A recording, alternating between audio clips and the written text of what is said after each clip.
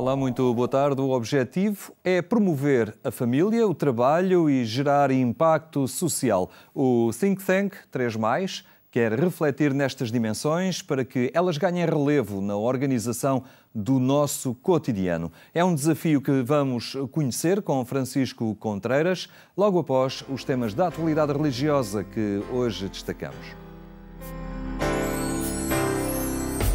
Francisco pediu o fim da violência na Nicarágua e apelou a uma solução pacífica.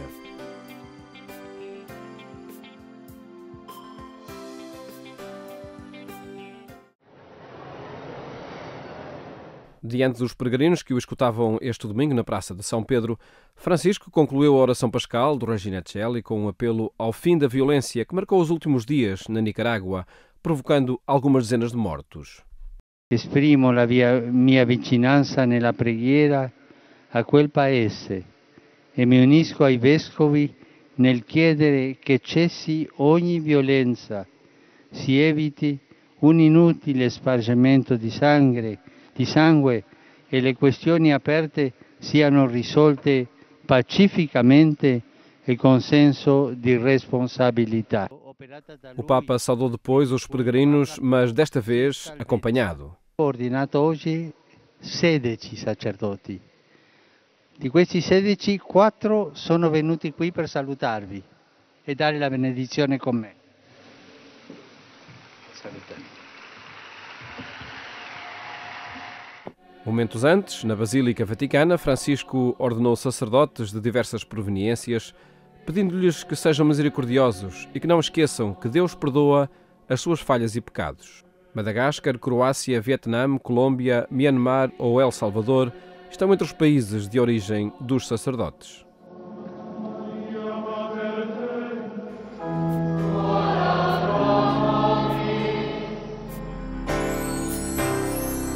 O bispo deve ser o primeiro catequista de diocese, é o que diz Dom José Ornelas, que está a orientar uma leitura acompanhada do Evangelho de Marcos.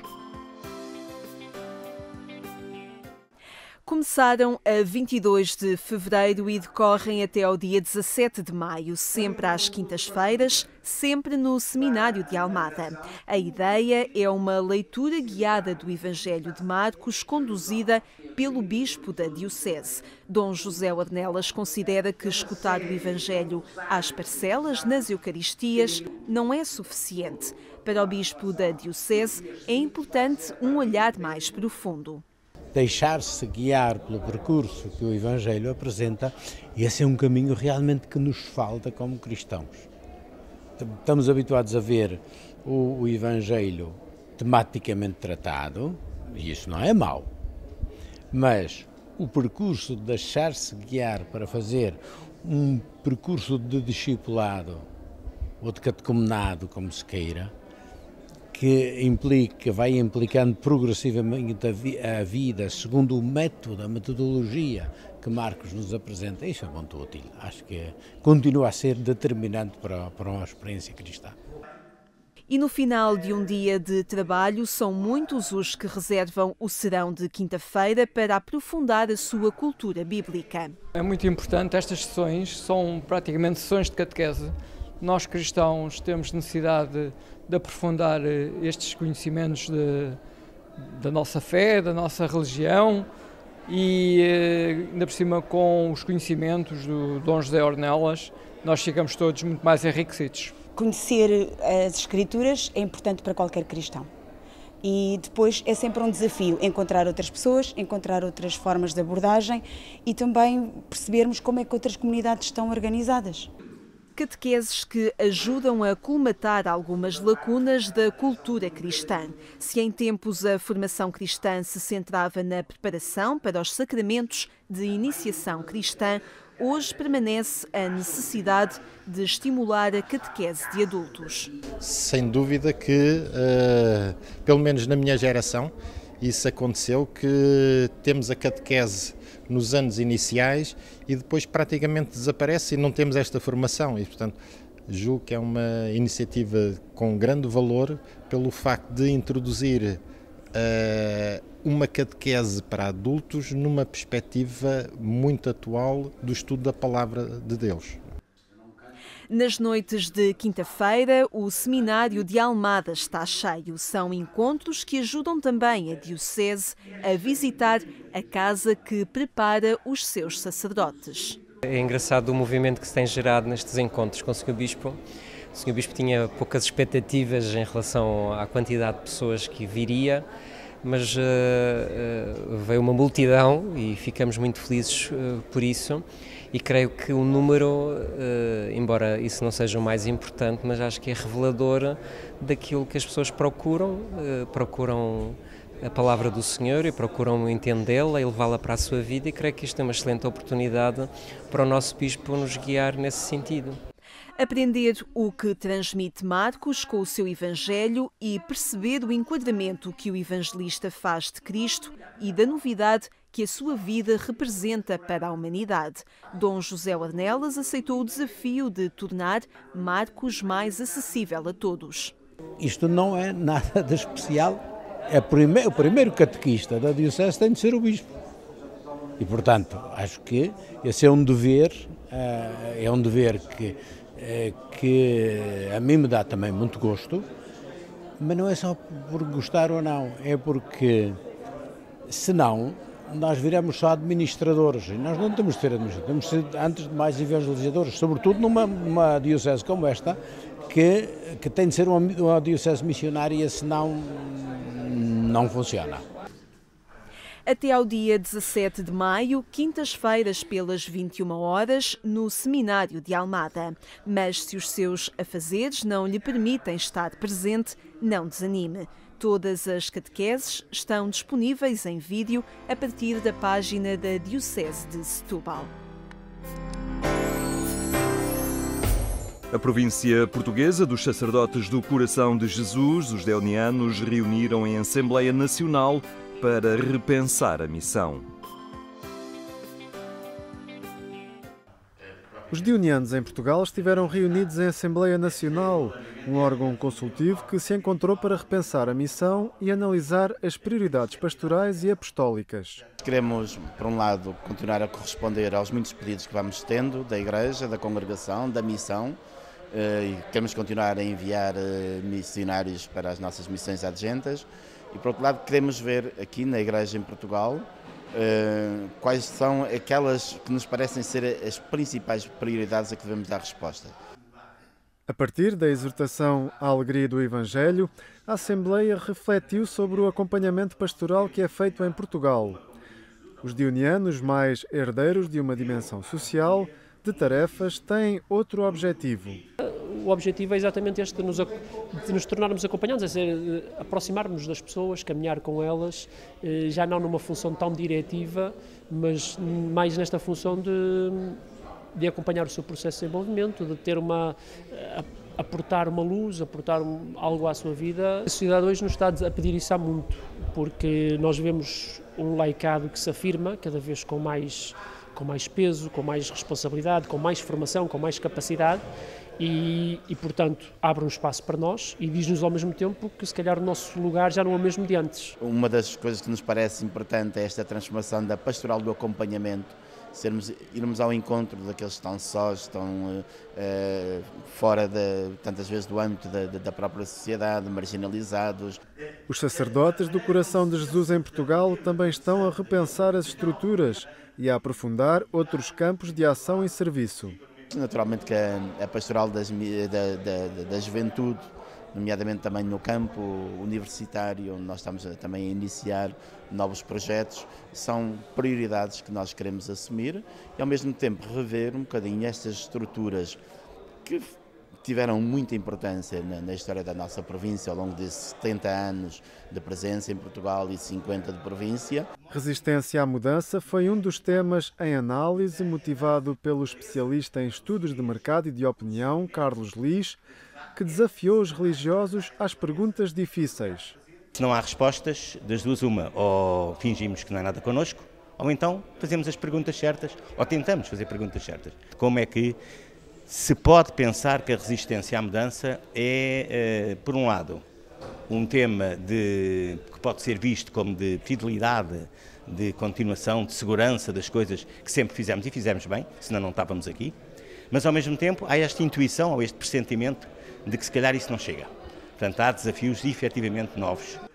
Os padres do Coração de Jesus fizeram um exercício de reflexão onde construíram um modelo de análise de forças de resistência e obstáculos à mudança. A questão fundamental é, em vez de olharmos cada resistência que sabemos identificar, com mais ou menos boa vontade e coragem, não é? Mas nós identificamos uma força. Por exemplo, rezamos sempre da mesma maneira. Ou, por exemplo, temos uma forma de viver em comunidade, na vida consagrada, muito hierarquizada, portanto, muito... Bom, há um trabalho de identificação de obstáculos, mas depois há um trabalho mais difícil, e esse é que é interessante, que é como é que estes vários obstáculos se ligam uns com os outros. A 6ª Assembleia Nacional começou a ser preparada no final de 2017, ao ritmo sinodal, onde foi apresentado um documento preparatório para todas as comunidades. Este ritmo sinodal foi uma, não digo novidade, mas foi uma acentuação, com alguma brevidade, como o Papa Francisco também nos habitua, no tempo, mas em 3 meses as comunidades responderam e tentaram ver o que é que nós somos, mas a maior parte e as comunidades todas, mesmo sem responderem, trazem também agora para aqui para a Assembleia, mas as respostas que vieram exigiram repensar a missão. Os dionianos estão em Portugal há mais de 70 anos, dedicados à pastoral das paróquias, à pastoral espiritual, também à vertente vocacional, à educação e ao ensino.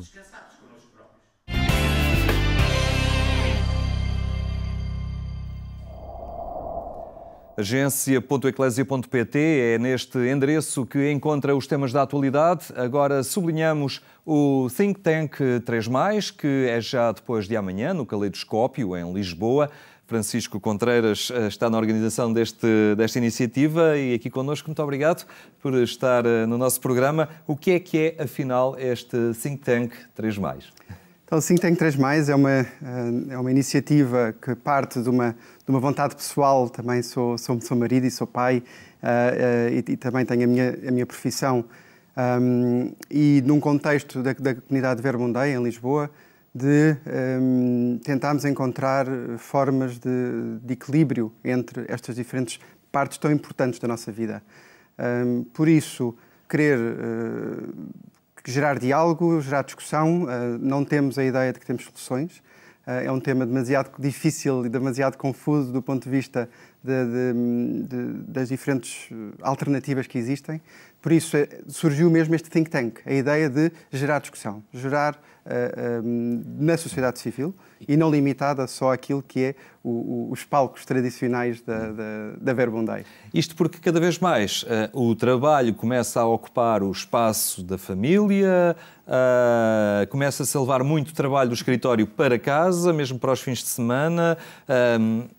As ferramentas digitais são muito boas, mas péssimas neste aspecto, porque facilitam transportar o escritório para todo o lado e há que clarificar aqui conceitos, não é?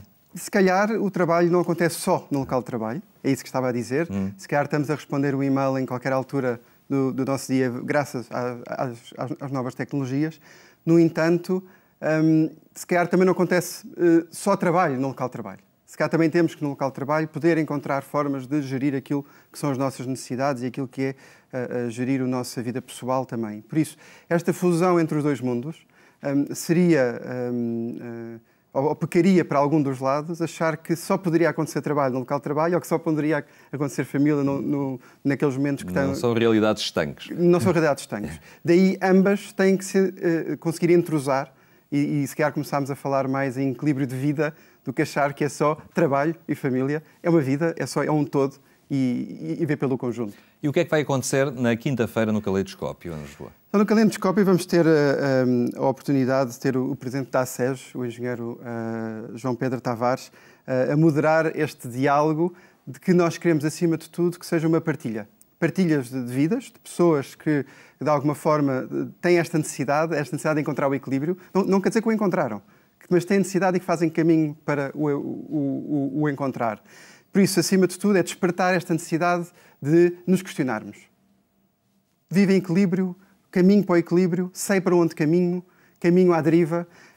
Essas questões suscitar naquilo que é a audiência mas também e através daquilo que é o testemunho de vida. Isso muito a ver com o carisma da Verbum-Dei, que é muito esta partilha através daquilo que é a vida de cada um e daquilo que são as dificuldades e algumas potenciais soluções, não como receita, mas como alternativas e que, se possível, possa suscitar depois na audiência essa necessidade de procurar cada um o seu caminho. Na gênese desta iniciativa está essa comunidade Verbum-Dei também, de trabalho, algo centrado também com os jovens, na Igreja, mas este é um tema que não é um tema religioso, é um tema muito comum a todos, não é? Claro, claro. Aqui abrimos, e até esta vontade de ir para um palco da cidade de Lisboa, remodelado há pouco tempo, muito simpático de vida. Também é essa vontade de sair do nosso palco tradicional, daquilo que as pessoas podem achar que é os domínios da Igreja. A fé quer-nos falar a todos os aspectos da nossa vida, quer-nos ver como um só.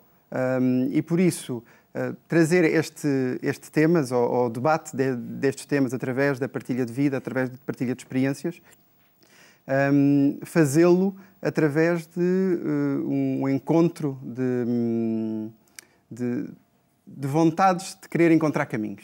Não sabemos a solução, esperemos que ao fim deste biênio de 2018-2019, em que o Think Tank vai operar, possa haver um caminho mais claro. Mas hoje em dia queremos mesmo suscitar dúvidas, suscitar questões e despertar a curiosidade das pessoas de se questionarem que caminho é que estão a fazer.